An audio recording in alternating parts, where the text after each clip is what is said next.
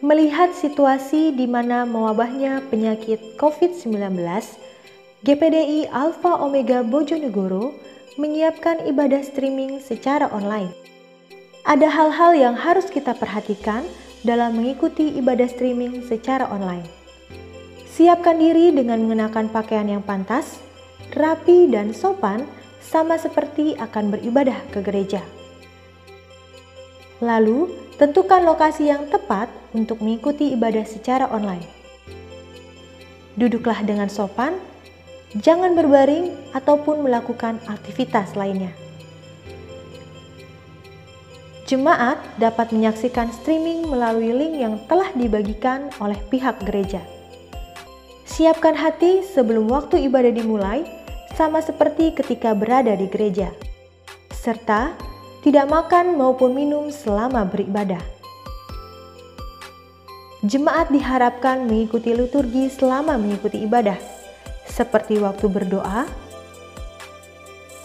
saat menaikkan pujian bersama,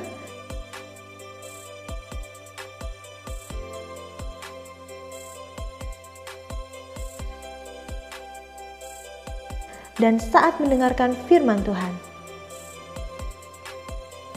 Diharapkan jemaat mengikuti seluruh jalannya ibadah online hingga selesai. Siapkan hati, siapkan diri, mari kita masuk ke hadirat-Nya yang kudus dan rasakan kuasa-Nya bekerja atas kita.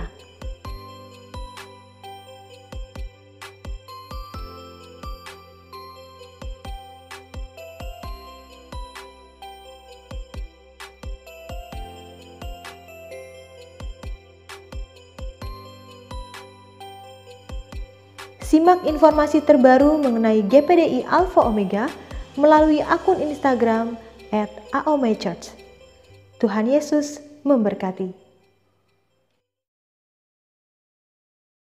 Puji Tuhan, haleluya. Saya menyapa seluruh jemaat GPDI Alpha Omega dan seluruh jemaat Tuhan dimanapun Anda berada hari ini yang bergabung bersama-sama dengan kami untuk beribadah bersama. Selamat hari Minggu, selamat beribadah, dan selamat menikmati hadirat Tuhan. Syukur kepada Tuhan kalau hari ini kita masih boleh beribadah, kita masih dapat memuji dan menyembah nama Tuhan. Mari kita siapkan hati kita persembahkan tubuh, jiwa, dan roh kita sebagai persembahan yang hidup kepada Tuhan. Terima kasih Tuhan, kami bersyukur. Benar-benar kami bersyukur kepadamu Tuhan atas kesempatan yang Kau berikan buat kami untuk kami boleh datang kembali kepada Engkau Tuhan. Engkau yang melihat setiap kerinduan kami dimanapun kami berada. Engkau yang menilik sampai kedalaman hati kami Tuhan. Kami benar-benar rindu menjumpai Engkau Tuhan.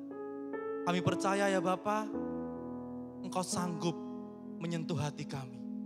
Kasih-Mu ada bagi kami. Dan damai sejahtera-Mu itu melingkupi kami. Kami siap memuji, memuliakan nama-Mu Tuhan. Di dalam nama Tuhan Yesus Kristus. Haleluya. Amin.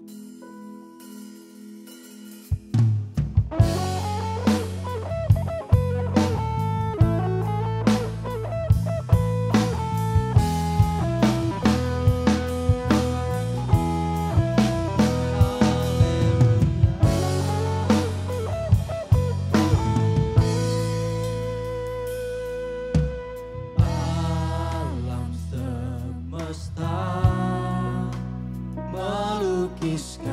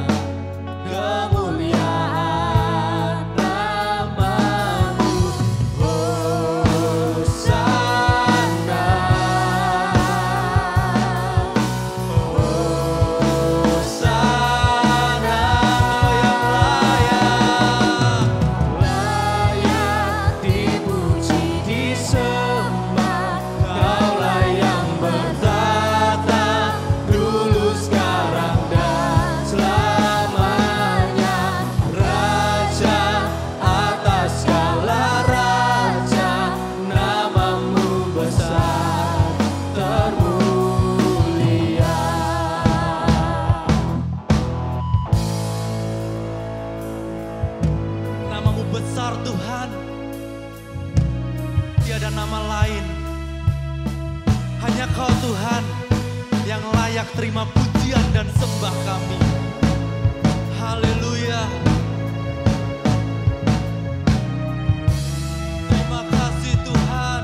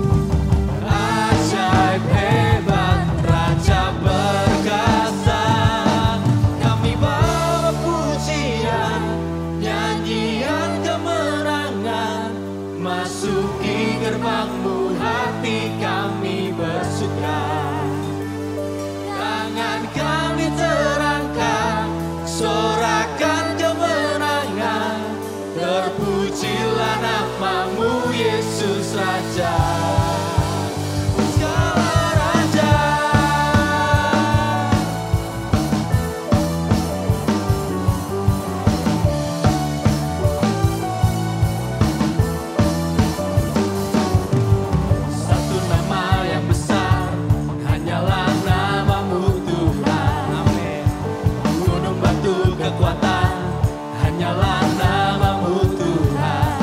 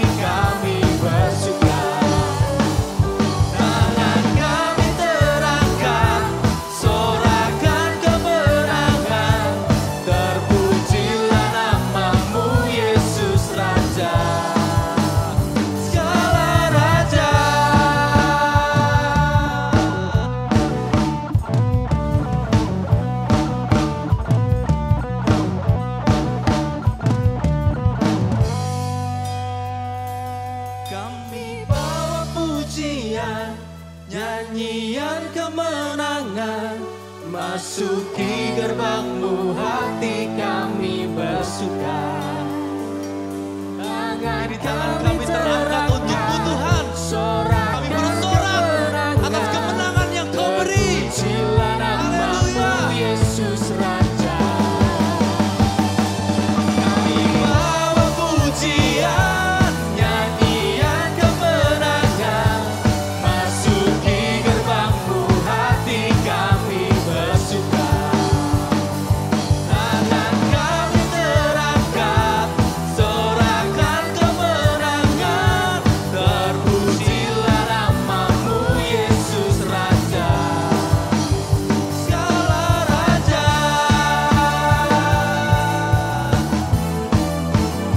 Oh, oh, oh, oh. Yesus Kau Raja. Beri kemuliaan yang paling mahal untuk Tuhan kita. Haleluya, haleluya. Haleluya, Yesus. Ya, Yesus 2000 tahun yang lalu Dia mati bagi kita. Tapi Dia juga Yesus yang bangkit bagi kita. Dan Dia Yesus yang sama yang memberikan kita keselamatan dan harapan pasti. Banyak yang Kau perbuat di dalam hidupku. Rancangan indahmu terjadi di hidupku. Bapa yang mengerti segala yang ku perlu, kasih-Mu sempurna nyata dalam hidupku. Kami bersyukur Tuhan. Syukur Bapa, ku bersyukur Tuhan buat kasih setiamu di dalam hidupku. Ku bersyukur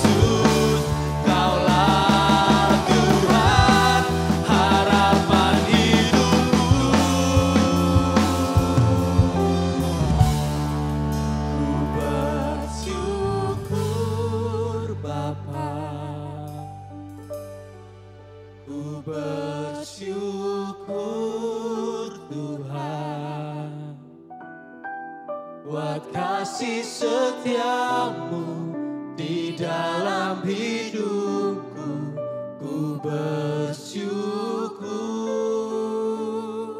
Terima kasih Tuhan. Bersyukur Bapa, Terima kasih Yesus. ku bersyukur Tuhan. Kasih setia. Buat kasih setiamu di dalam hidupku, ku bersyukur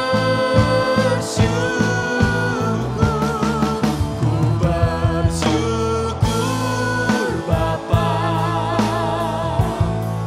ku bersyukur Tuhan.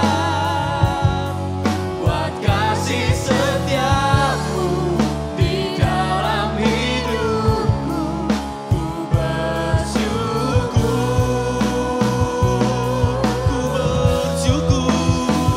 Bersyukur Bapa, ku bersyukur Tuhan, buat kasih setiamu di dalam hidupku, ku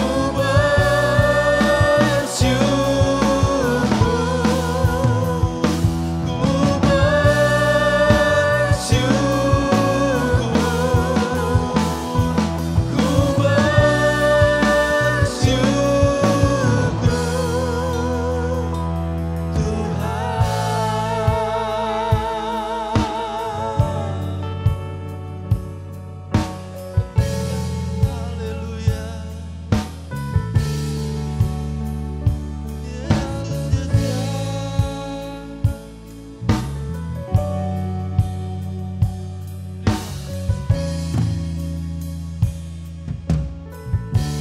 Haleluya.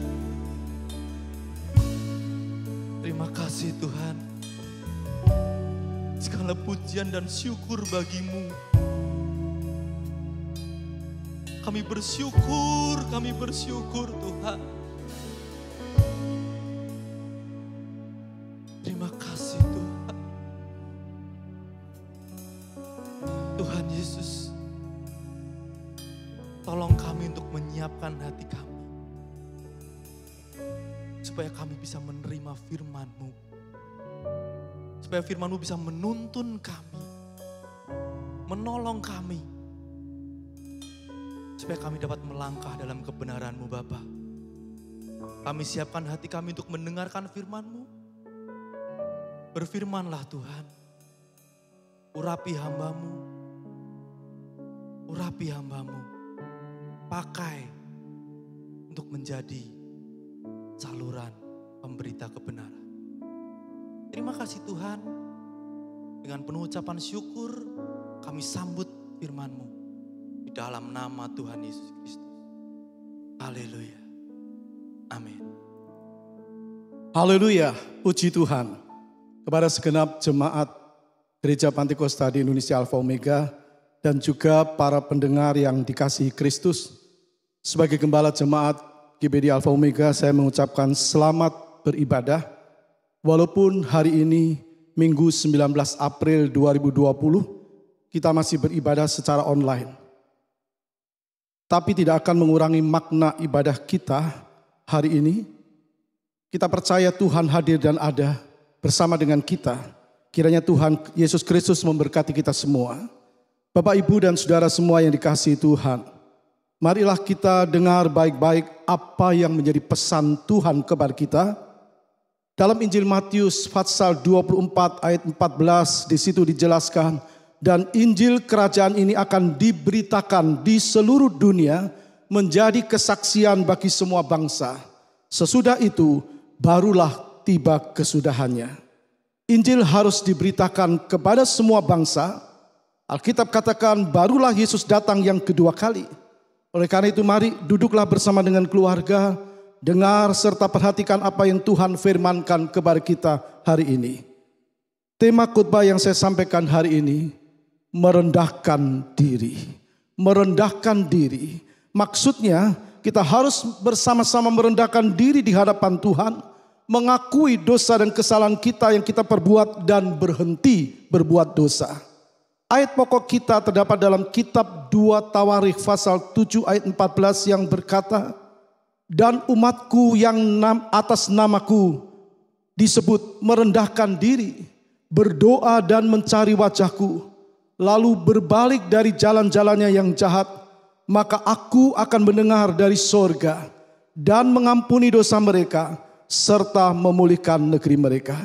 Dan umatku yang atasnya namaku disebut merendahkan diri, berdoa dan mencari wajahku, lalu berbalik dari jalan-jalannya yang jahat, maka aku akan mendengar dari sorga dan mengampuni dosa mereka serta memulihkan negeri mereka. Ini perkataan Tuhan, ini firman Tuhan. Jadi pemulihan akan terjadi apabila yang pertama kata Tuhan, umatku yang atas namaku disebut, umatku yang percaya kepadaku. Yang kedua merendahkan diri, umatku yang merendahkan diri tentu di hadapan Tuhan. Dan yang ketiga berdoa dan mencari wajahnya. Artinya datang kepada Tuhan dan benar-benar menyesal. Lalu yang keempat, Tuhan katakan berbalik dari jalan-jalannya yang jahat. Benar-benar bertobat dan berhenti berbuat dosa. Jadi semua yang terjadi di dunia ini pasti dalam pengetahuan Tuhan. Karena dia adalah Allah yang maha tahu. Pasti seizin Tuhan. Artinya kalau Tuhan tidak izinkan sesuatu terjadi di dunia ini, maka tidak akan terjadi karena dia maha kuasa. Begitu juga dengan merebaknya COVID-19. Tuhan katakan, aku akan pulihkan negeri mereka. Apabila yang pertama, umatku yang atas namaku disebut merendahkan diri. Itu yang kedua. Lalu yang ketiga berdoa dan mencari wajahnya. Dan yang keempat berbalik dari jalan-jalannya yang jahat. Seperti yang terjadi hari-hari ini kita tahu dengan mewabahnya virus corona. Kalau Tuhan tidak izinkan tidak mungkin akan terjadi. Tapi sebaliknya kalau Tuhan izinkan pasti Tuhan punya maksud. Ada maksud Tuhan dengan terjadinya apa yang kita lihat hari-hari ini. Seluruh dunia menjerit. Semua berteriak, semua diliputi ketakutan dengan penyebaran virus corona yang semakin masif. Di mana-mana tempat tidak ada jalan lain untuk keluar dari situasi seperti sekarang ini kecuali bertobat. Kecuali merendahkan diri di hadapan Tuhan, mohon pengampunan Tuhan, karena hanya Tuhanlah yang mampu memusnahkannya. Saudara dan saya, sebenarnya apa yang terjadi atau yang sedang terjadi dan akan terjadi sudah dikatakan dalam Alkitab. Dalam Wahyu pasal 6 ayat 7 dan 8, dan ketika anak domba itu membuka meterai yang keempat, aku mendengar suara makhluk yang keempat berkata, mari, dan aku melihat sesungguhnya ada seekor kuda hijau kuning, dan orang yang menungganginya bernama Maut, dan kerajaan maut mengikutinya. Dan kepada mereka diberikan kuasa atas seperempat dari bumi untuk membunuh dengan pedang, dan dengan kelaparan, dan dengan sampar, dan dengan binatang-binatang yang buas yang di bumi. Kalau Tuhan yang mengatakan, kalau Tuhan yang berfirman, pasti terjadi. Artinya apa yang dikatakan dalam Alkitab itu benar-benar pasti terjadi. Sebab itu yang pertama, firman itu harus disampaikan. Harus disampaikan. Kenapa? Sebab dalam 2 Timotius 3:16 juga dikatakan, segala tulisan yang diilhamkan Allah memang bermanfaat untuk mengajar. Segala tulisan yang diilhamkan Allah memang bermanfaat untuk mengajar, untuk menyatakan kesalahan, untuk memperbaiki kelakuan, dan untuk mendidik orang dalam kebenaran. Untuk mengajar, supaya orang tahu bahwa Tuhan adalah Allah yang punya kuasa.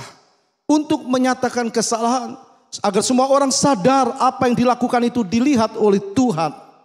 Maka Tuhan akan memulihkan negeri kalau orang mengakui dosa di hadapan Tuhan, merendahkan diri, bertobat dari jalannya yang jahat. Dan firman Allah mengatakan dalam 2 Timotius 3:16, untuk memperbaiki kelakuan, agar orang tahu apa yang ia lakukan itu salah dan kembali hidup dan harus kembali hidup dalam kebenaran firman. Firman Allah katakan, segala tulisan yang diilhamkan Allah memang bermanfaat untuk mendidik orang dalam kebenaran. Artinya orang yang salah jalan, orang yang tidak tahu jalan, tidak hidup dalam kebenaran, dituntun orang hidup dalam kebenaran. Sekali lagi banyak orang dilanda dengan ketakutan, gelisah. Dengan munculnya COVID-19, Coronavirus Disease 19 yang menyerang saluran pernafasan. Nah, di mana-mana tempat orang bicara tentang corona, baik siang, malam, di Facebook, di Instagram, di WhatsApp, sampai orang lupa baca firman Tuhan, sampai orang lupa berdoa. Kita melihat pemerintah dengan segala upaya berupaya menstop penularan dengan menganjurkan orang supaya tidur dengan cukup, minum vitamin, olahraga, cuci tangan, dan sebaiknya jaga jarak dan tinggal di rumah. Karena virus ini tidak menular melalui udara, tapi melalui tetesan kecil atau yang disebut droplet dari hidung atau mulut pada saat orang batuk atau bersin atau kontak fisik. Sekali lagi kita melihat ketentuan firman, semua yang terjadi di dunia ini sudah ditulis dalam Alkitab. Karena Alkitab adalah firman Tuhan, perkataan Tuhan sendiri, perkataan Allah sendiri. Nah, kalau perkataan Allah pasti terjadi. Karena itu firman Tuhan. Tadi kita tahu yang pertama harus disikapi, yang kedua harus didengar. Firman itu harus didengar, firman itu harus diperdengarkan agar semua orang tahu bahwa Tuhan sudah peringatkan lebih dulu apa yang akan terjadi. Supaya apa? Supaya orang tidak hanya memperhatikan yang jasmani, tapi mulai cari Tuhan dengan sungguh-sungguh. Kalau Tuhan berikan peringatan supaya orang cari Tuhan, merendahkan diri, berbalik dari jalannya yang jahat, dan kita percaya Tuhan pasti memberikan pengampunan. Yang ketiga, firman Tuhan harus benar-benar bukan cuma disikapi, tetapi firman Tuhan harus diterima. Kalau firman Tuhan diterima, maka kita bisa melihat orang akan takut kepada Tuhan, melakukan firman. Mereka tidak akan masa bodoh dengan apa yang firman Tuhan katakan, tapi akan tunduk kepada kebenarannya. Tuhan telah beri penglihatan kepada Rasul Yohanes di Pulau Patmos dalam kitab Wahyu, pasal yang pertama, ayat pertama sampai ayat yang kedua. Tuhan Yesus menunjukkan kepada Yohanes apa yang akan terjadi menjelang kedatangan yang kedua kali. Jadi peristiwa yang akan kita lihat akan terjadi sebelum Tuhan Yesus datang yang kedua kali. Apa itu? Pembukaan 7 buah kitab yang bermeterai. Dalam Wahyu pasal 5 ayat 1 di situ dikatakan, maka aku melihat di tangan kanan Dia yang duduk di atas takhta itu sebuah gulungan kitab yang ditulisi sebelah dalam dan sebelah luarnya dan dimeterai dengan 7 meterai. Maka aku melihat, Yohanes diperlihatkan di tangan kanan Allah yang duduk di atas takhta itu sebuah gulungan kitab yang ditulisi sebelah dalam dan sebelah luarnya dan dimeterai dengan 7 meterai. Kitab yang bermeterai itu adalah firman Tuhan. Sebab itu anak-anak Tuhan, orang percaya harus mengetahuinya. Kitab yang bermeterai itu ada di dalam tangan Yesus. Firman itu harus dibuka. Firman itu harus dijelaskan. Harus dijelaskan supaya apa? Supaya orang mengerti. Siapa yang dapat menjelaskan? Yang punya firman adalah Yesus sendiri. Jadi Tuhanlah yang mampu membukanya. Wahyu pasal 5 ayat 5 dikatakan, lalu berkatalah seorang dari tua-tua itu kepadaku, jangan engkau menangis. Sesungguhnya singa dari suku Yehuda, yaitu tunas Daud, telah menang, sehingga ia dapat membuka gulungan kitab itu dan membuka ke-7 meterainya.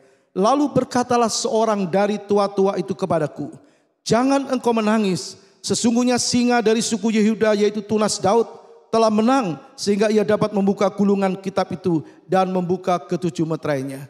Mengapa Yesus disebut singa dari Yehuda? Karena Yesus berasal dari keturunan Yehuda. Bahkan Yesus disebut sebagai tunas Daud. Dalam Yesaya pasal 11 ayat yang pertama, suatu tunas akan keluar dari tunggul Isai. Suatu tunas akan keluar dari tunggul Isai. Isai adalah ayah Daud. Jadi kita mengerti Yesus disebut singa dari Yehuda, tunas Daud dan telah menang. Dia telah menang atas maut. Ia telah menang artinya maut telah dikalahkan. Dalam 1 Korintus 15 juga dijelaskan ayat 55 dan 57. Hai maut, di manakah kemenanganmu? Hai maut, di manakah sengatmu? Tetapi syukur kepada Allah yang telah memberikan kepada kita kemenangan oleh Yesus Kristus Tuhan kita. Jadi Yesuslah yang telah mengalahkan maut. Jangan besar-besarkan corona, tapi besarkan Kristus. Karena Kristus lebih besar dari corona. Saudara, yang terjadi waktu meterai dibuka. Kita melihat apa yang terjadi waktu meterai yang keempat dibuka. Dalam Wahyu pasal 6 ayat 7 sampai ayat yang ke-8. Dan ketika anak domba itu membuka meterai yang keempat, aku mendengar suara makhluk yang keempat berkata, mari. Dan aku melihat sesungguhnya ada seekor kuda hijau kuning, dan orang yang menungganginya bernama Maut, dan kerajaan maut mengikutinya. Dan kepada mereka diberikan kuasa atas seperempat dari bumi untuk membunuh dengan pedang dan dengan kelaparan dan sampar dan dengan binatang-binatang buas yang di bumi. Waktu meterai yang keempat itu dibuka. Tuhan membuka supaya orang menyadari, supaya orang sadar akan dosa-dosanya. Dikatakan waktu meterai yang keempat dibuka maka muncul seekor kuda hijau kuning. Hijau kuning adalah warna kelabu, warna pucat. Ini bicara ketakutan akan penyakit yang mematikan. Dan sampar salah satunya adalah penyakit yang mematikan. Sampar adalah penyakit yang menular dan yang mematikan. Dalam Ulangan 32 juga dikatakan dalam ayat 24 dan 25. Apabila mereka sudah lemas karena lapar dan merana. Apabila mereka sudah lemas karena lapar dan merana oleh demam yang membara. Dan oleh penyakit sampar. Penyakit sampar adalah penyakit yang menular. Seperti COVID-19. Penyakit sampar. Menular melalui kontak fisik atau droplet. Dan kita melihat adanya demam. Firman Tuhan katakan apabila mereka sudah lemas karena lapar dan merana oleh demam yang membara. Demam yang membara, demam yang tinggi. Perhatikan juga Ulangan 32 ayat 25 bunyinya. Pedang di luar rumah dan kengerian di dalam kamar akan melenyapkan teruna maupun dara, anak menyusu serta orang ubanan. Pedang di luar rumah dan kengerian di dalam kamar. Kengerian di dalam kamar akan melenyapkan teruna maupun dara, anak menyusu serta orang ubanan. Kengerian di dalam kamar akan melenyapkan, kata firman Tuhan, teruna maupun dara, anak menyusu serta orang ubanan. Kita ikut sedih. Berapa banyak korban yang tidak tertolong. Mereka meninggal dalam perawatan di kamar rumah sakit. Para dokter, tenaga medis sudah berupaya sekuat tenaga, semaksimal mungkin. Tapi mereka ada yang tidak tertolong. Kembali kepada firman Tuhan, apabila umatku merendahkan diri. Mari kita sama-sama merendahkan diri di hadapan Tuhan. Menyadari ada Tuhan yang penuh dengan kuasa. Jadi saudara, kita lihat akan terjadi sebelum Yesus datang yang kedua kali sesuatu yang lebih mengerikan. Dikatakan dalam Wahyu 6 juga ayat yang ke-8. Dan orang yang menungganginya bernama Maut dan kerajaan maut. Itu bicara kematian. Orang yang menungganginya bernama Maut. Kerajaan maut mengikutinya. Firman Allah bukan menakut-nakuti saudara dan saya. Tapi firman Allah harus diberitakan.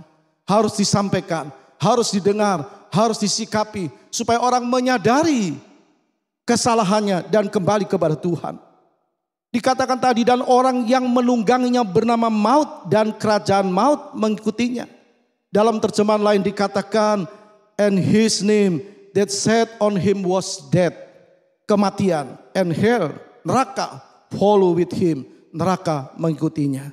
Penunggang kuda hijau ini bernama Maut atau kematian. Ini menunjukkan bahwa kelak akan datang penyakit-penyakit yang sama sekali sulit terobati.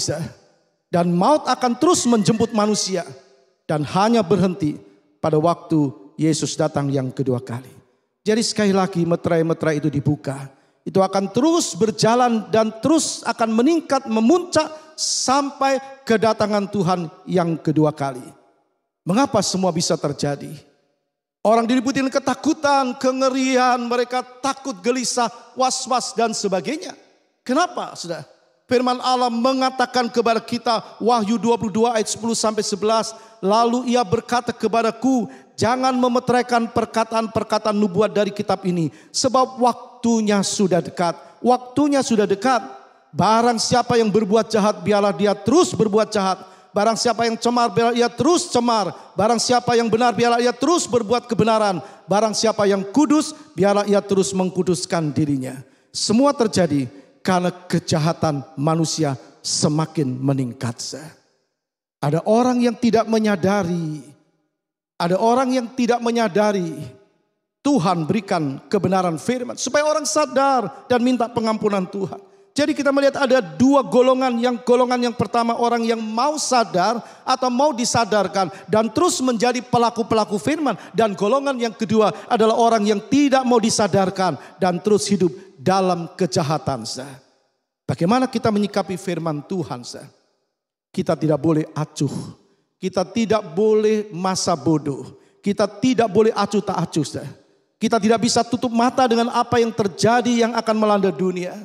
Dan Tuhan minta supaya kita mengerti, jaga kesehatan rohani kita, dekatkan diri dengan Tuhan, utamakan yang rohani lebih daripada yang jasmani. Karena semua yang Alkitab katakan itu pasti terjadi. Sekaranglah waktunya kita umat Tuhan bertumbuh secara rohani. Harus bertumbuh secara rohani, tidak lagi menjadi kanak-kanak rohani, supaya kita tidak tertinggal waktu Yesus datang yang kedua kali. Perlu pertobatan. Khususnya saya menghimbau jemaat Alfa Omega. Stop berbuat dosa dan terus hidup dalam kebenaran. Dengan terus merendahkan diri di hadapan Tuhan. Terus merendahkan diri di hadapan Tuhan. Tema khotbah pada hari ini adalah merendahkan diri. Coba kita perhatikan apa yang dialami penduduk Niniwe. Tuhan beri perintah kepada Yunus. Dalam Yunus pasal 3 ayat 1 sampai ayat 2 berkata begini. Datanglah firman Tuhan kepada Yunus untuk kedua kalinya. Demikian, bangunlah, pergilah ke Niniwe, kota yang besar itu, dan sampaikanlah kepadanya seruan yang kufirmankan kepadamu.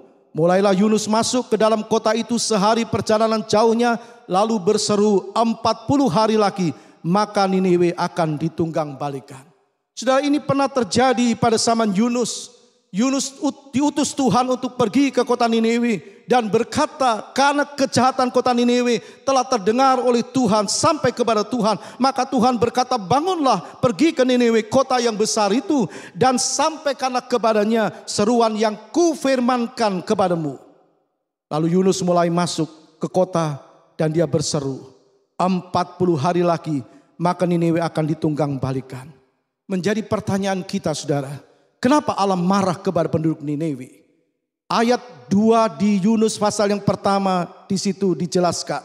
Bangunlah, pergilah ke Niniwe, kota yang besar itu. Berserulah terhadap mereka karena kejahatannya telah sampai kepadaku. Jadi apa yang dilakukan oleh seseorang itu Tuhan lihat, tidak ada yang tertutup. Semua terbuka apa yang dilakukan oleh orang-orang di dunia ini. Dan kita melihat pada waktu Yunus, pada zaman Yunus diutus ke Niniwe karena penduduknya penuh dengan kejahatan. Dan apa yang dilakukan penduduk Niniwe ini telah sampai kepada Tuhan. Jadi Tuhan marah karena kejahatan orang-orang Niniwe. Kita bandingkan dengan kejahatan manusia sekarang ini.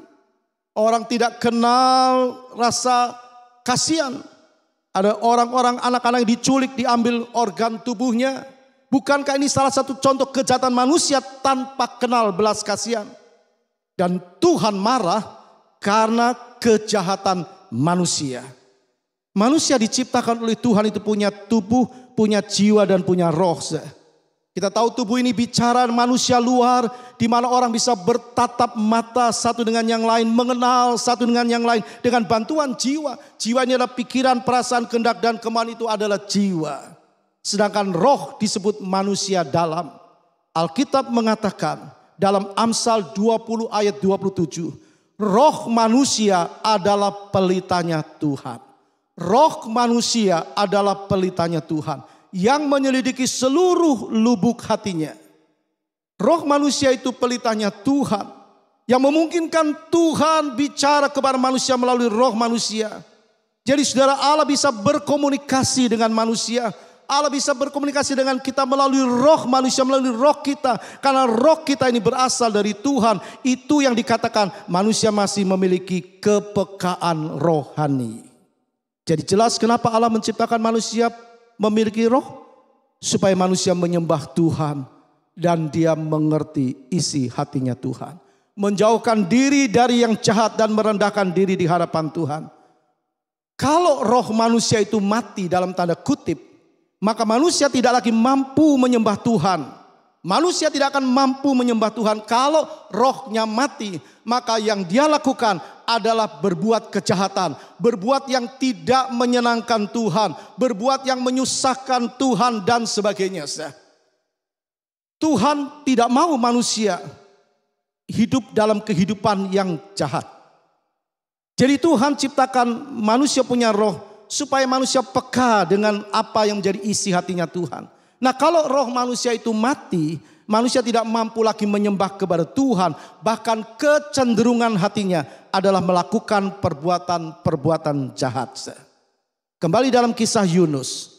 Maka dalam kisah Yunus, Tuhan utus Yunus untuk menyampaikan isi hatinya kepada orang-orang Niniwe. Sekali lagi, Tuhan ciptakan manusia punya roh supaya Tuhan bisa bicara kepada manusia melalui roh manusia. Sehingga manusia punya kepekaan rohani. Kalau roh manusia mati dalam tanda kutip, maka manusia tidak mampu menyembah Tuhan. Dan kecenderungan hatinya adalah melakukan perbuatan-perbuatan jahat. Maka kembali dalam kisah Yunus, Tuhan utus Yunus menyampaikan isi hatinya Tuhan. Kepada siapa? Kepada orang-orang Niniwe. Dan orang-orang Niniwe percaya kepada Tuhan. Dalam Yunus pasal 3 ayat 5, orang Niniwe percaya kepada Allah. Lalu mereka mengumumkan puasa dan mereka baik orang dewasa maupun anak-anak mengenakan kain kabung. Orang-orang Niniwe percaya kepada Allah. Pemberitaan firman disikapi, firman diterima, firman dilakukan oleh penduduk Niniwe. Maka penduduk Niniwe percaya kepada Allah. Lalu mereka mengumumkan puasa dan baik orang dewasa maupun anak-anak mengenakan kain kabung. Itu artinya mereka menyadari kesalahan mereka dan merendahkan diri di hadapan Tuhan. Bukan hanya penduduk Niniwe yang merendahkan diri dan bertobat dari jalan-jalannya yang jahat, tapi juga rajanya. Dalam Yunus 3 ayat 6. Setelah sampai kabar itu kepada raja kota Niniwe, turunlah ia dari singgasananya, ditanggalkannya jubahnya, diselubungkannya kain kabung, lalu duduklah ia di abu. Ini bicara pemimpin yang memiliki kepekaan akan hatinya Tuhan. Pertobatan itulah yang menggetarkan hati Allah. Bukan cuma sekedar menyesal, tapi benar-benar bertobat. Yunus berkata, Yunus berseru. Dalam Yunus pasal 3 ayat 8 juga dikatakan, berserulah dengan keras kepada Allah, serta haruslah masing-masing berbalik dari tingkah lakunya yang jahat dan dari kekerasan yang dilakukannya. Orang yang mau dengar firman, mau lakukan firman, Tuhan pasti memberikan berkat. Jadi kita lihat benar-benar mereka bertobat dan merendahkan diri di hadapan Tuhan. Itulah yang menggetarkan hatinya Tuhan. Dalam ayat 10 dikatakan ketika Allah melihat perbuatan mereka itu, yakni bagaimana mereka berbalik dari tingkah lakunya yang jahat, maka menyesalah Allah karena malapetaka yang telah dirancangkannya terhadap mereka, dan ia pun tidak jadi melakukannya. Hanya Allah yang sanggup menstop malapetaka. Saudara dan saya, hari-hari ini dunia gelisah.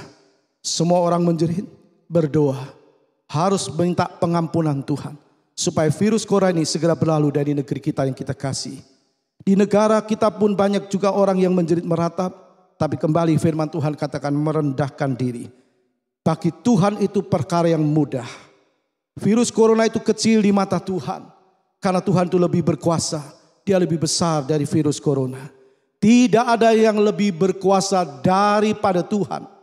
Tadi dikatakan ketika Allah melihat bagaimana mereka berbalik dari tingkah lakunya yang jahat. Jadi kita bisa melihat Tuhan memberikan pengampunan kalau melihat umatnya berdoa. Allah mau melihat apakah umatnya benar-benar bertobat dan berbalik dari jalannya yang jahat. Itu yang mau dilihat oleh Tuhan. Jalan-jalan yang jahat di mata Tuhan adalah hidup dalam perbuatan daging. Dalam Galatia 5 ada satu daftar tentang perbuatan daging mulai ayat 19 sampai 21. Perbuatan daging telah nyata, yaitu percabulan, kecemaran, hawa nafsu. Itu adalah kehidupan yang najis di mata Tuhan. Penyembahan berhala, sihir adalah perbuatan yang dibenci Tuhan. Perseteruan, perselisihan, iri hati, amarah, kepentingan diri sendiri, percideraan, roh pemecah, kedengkian adalah hidup dalam kebencian dan kesombongan. Dan Allah benci hal-hal itu. Allah tidak suka umatnya melakukannya. Jadi Allah mau bukan hanya menyesal, tapi benar-benar bertobat. Tinggalkan perbuatan dosa dan kembali kepada kebenaran firman Tuhan. Merendahkan diri dan minta pengampunan Tuhan. Yakin Tuhan pasti dengar doa kita. Pasti Tuhan dengar doa umatnya dan menolong umatnya. Seperti ayat pokok kita, dan umatku yang atas namanya, dan umatku yang atasnya namaku disebut, merendahkan diri, berdoa dan mencari wajahku, lalu berbalik dari jalan-jalannya yang jahat, maka aku akan mendengar dari sorga dan mengampuni dosa mereka, serta memulihkan negeri mereka. Kita rindu semua orang terima pertolongan Tuhan. Kita berdoa supaya negeri kita dibebaskan dari virus corona. Tuhan kiranya menolong kita umatnya. Amin. Mari kita berdoa. Bapa di dalam sorga, Allah yang kami sembah di dalam Yesus Kristus, Tuhan dan Juru Selamat kami.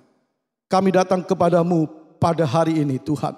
Dalam ibadah kami percaya Engkau ada bersama dengan kami. Engkau yang menginginkan supaya kami benar-benar menjadi pelaku firman-Mu. Kami tahu Engkau yang berkata, dan umatku yang atasnya namaku disebut merendahkan diri, berdoa mencari wajahku, kata Tuhan, lalu berbalik dari jalan-jalan yang jahat. Tuhan berkata, maka aku akan mendengar dari sorga dan mengampuni dosa mereka serta memulihkan negeri mereka. Tuhan, kami mohon, kami berdoa, pulihkan negeri kami Tuhan. Engkau bebaskan Indonesia dari virus corona. Tuhan, tolong anak-anak-Mu, khususnya jemaat-Mu Alfa Omega, biarlah menjadi jemaat yang mengerti rencana Tuhan dalam hidup ini.